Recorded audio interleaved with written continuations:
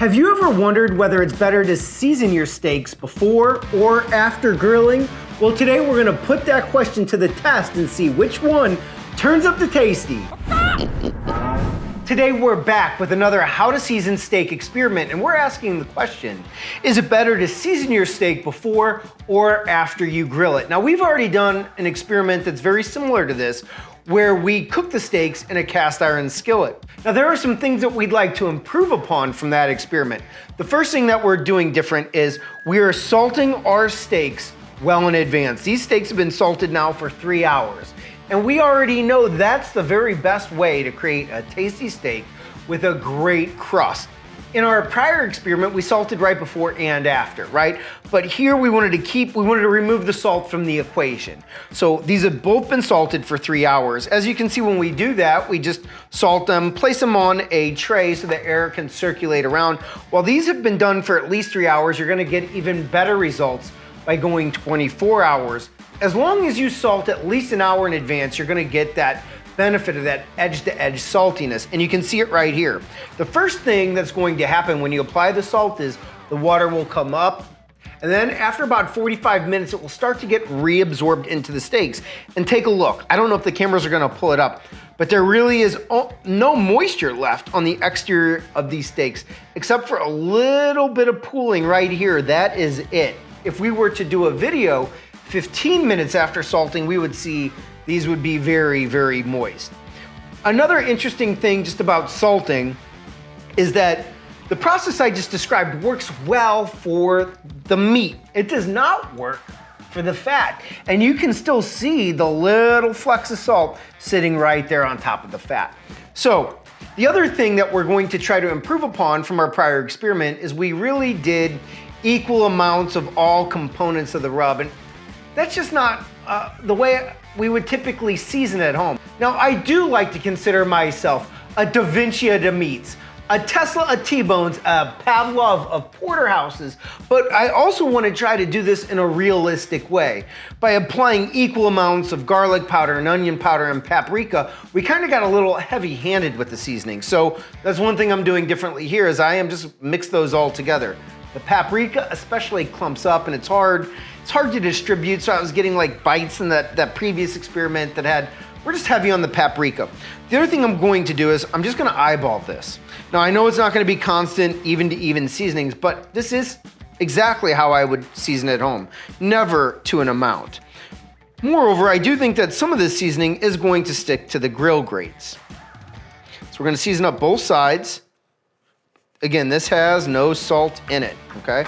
Pat that in. I'm gonna flip it over and get this other side.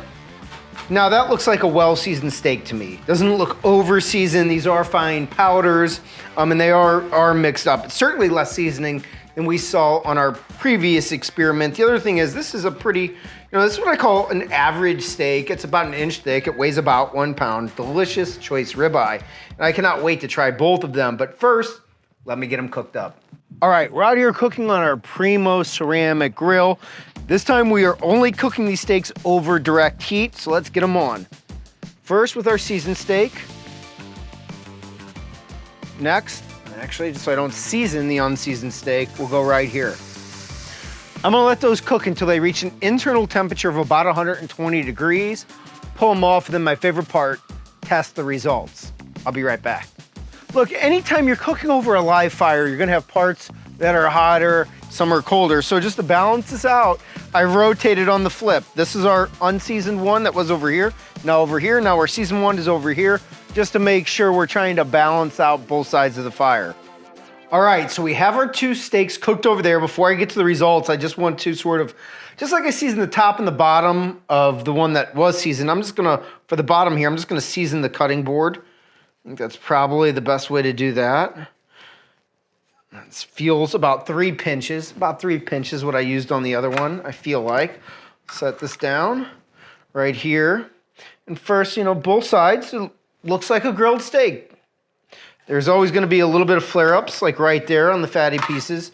And so that has a little discolor, and I'll give a few pinches on this side as well.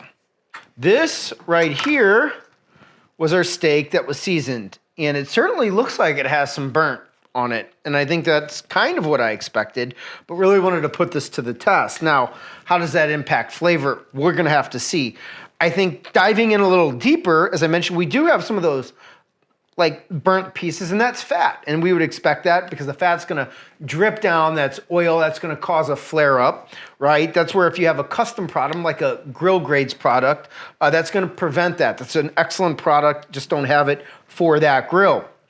Whereas over here, we're seeing more burnt, or at least it looks burnt, even when there isn't fat, even in sort of the eye of this ribeye steak. So we're gonna see how that impacts flavor. But we have them both seasoned as evenly as I think that I could get them. We've removed the salt, or at least made the salt a constant among both steaks. Now, before I cut these open, I do wanna say one more thing. You know, we're cooking that over live fire. It was really hot. If I had to guess, 700-800 degrees, could barely hold my hand over the top of it. And anytime you're cooking over super high heat like that, you know, that internal temperature is gonna escalate. So this one I know, this steak I know was cooked closer, came off the grill at about 130 degrees Fahrenheit. This one was really close at 127 degrees Fahrenheit. I typically like my steaks closer to 120 degrees as a rare, but now let's see how they look. First, on our unseasoned steak. And as you can see, I mean, it has a good color. I'd say that's a medium. That's what I would call that, a medium. Not quite a medium rare, but some might disagree and call it a medium rare. I don't think we'd call it medium well. I think we could all agree on that. Now over here is our seasoned steak, and that's definitely a medium.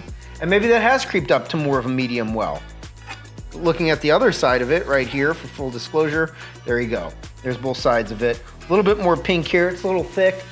Steaks typically aren't, there's gonna be some gradient on those steaks where they get maybe a little thinner or a little thicker in pieces. So anyway, that's what we have here.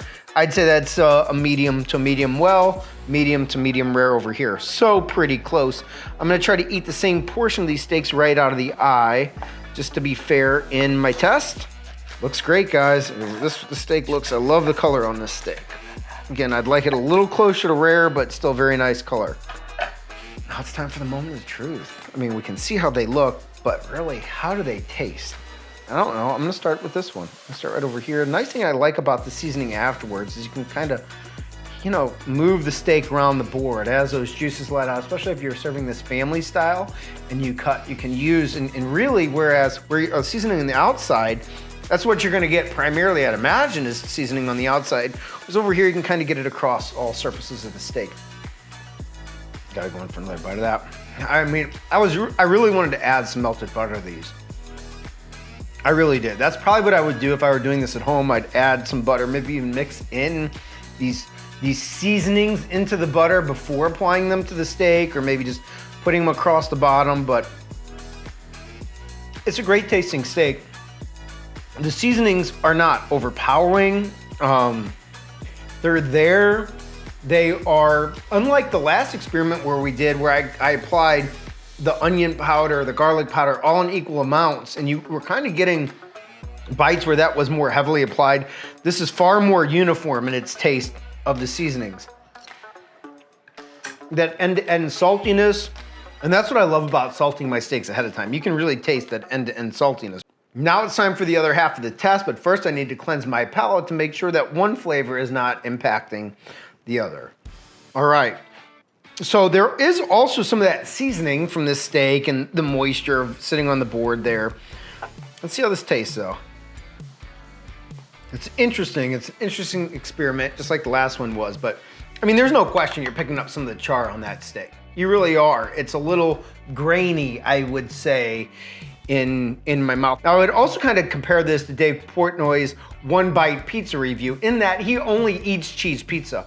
Most of the time, I only eat salted steaks or apply like a butter afterwards. I think if you're buying a good cut of meat, that flavor of that steak is gonna stand on its own, especially something like a ribeye that has a lot of fat. And as you hear me say many times on this channel, the fat is where it's at. That's where beef, meat in general, gets a lot of its flavor. That's why we generally prefer eating ribeyes, which are high in fat, to chicken breasts, which have no fat to them. So That's part of the reason I usually don't season my steaks, but I'm doing this for you guys at home. You know, if I go to a steakhouse, I just want salt on it.